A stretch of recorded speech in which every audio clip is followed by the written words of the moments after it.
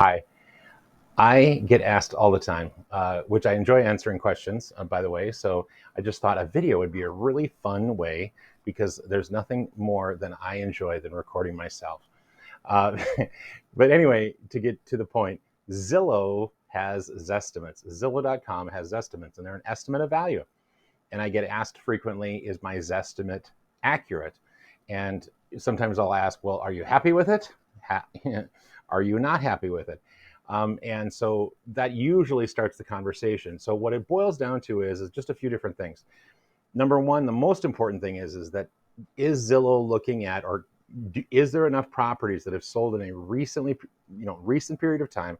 And by the way, recent could be 6 months, it could be a year, it could be a couple of years, but recent in the context of, are there enough sales, closed sales, that actually can provide value and provide an estimate so that they can put those into that mix. That's a really important thing. So if there's a lot of sales, that helps. If there's not a lot of sales, that really hurts the accuracy of Zillow. Now, here's another point. What about the style of the home? Because homes vary in value and vary in, let's say, price per square foot based on a number of things, but one of them is style. Are you comparing a split entry to a split level? Are you comparing a rambler or a one story, or a ranch, for those of you who came from not Minnesota?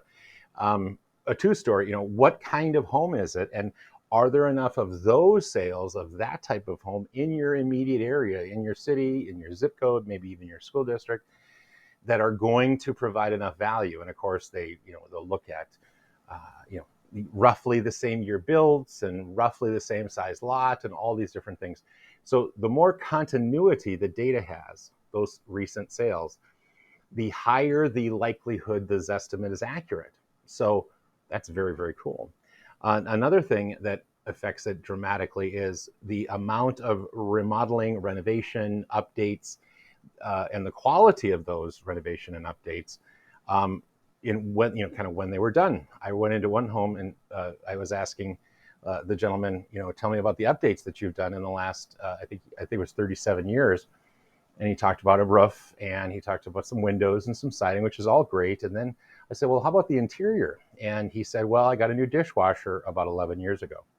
So that can tell you something about, his estimate. His estimate is probably higher than other homes in the area because it's highly likely that other people in the area have done more remodeling on the interior of their home in roughly 37 years. So and I make that, it's a little bit humorous, but more importantly, it really does tell us that Zestimates are subjective.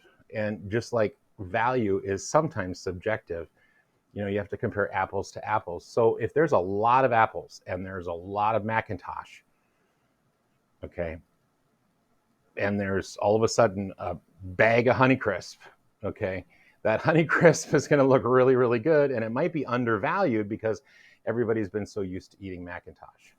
Does that make sense? So what I'm actually kind of hungry for an apple now, and I'm king of apples is the Honeycrisp, although I do like a lot of different kinds of apples. So what I'm getting at is the Zestimate is, the better the data, the more accurate the Zestimate will be. So yes, it's accurate to a point, but it is, I've seen it off as much as 20 or 25%. But I will say that the majority of the time, the data is pretty darn good and the Zestimate is pretty darn close. So one little kind of trick with Zillow is that every time a sale closes, and this is kind of goes back to the first thing I was saying, every time a sale closes, Zillow resets the Zestimate. So for instance, let's say a home sold for $377,000 and its Zestimate was at $425,000.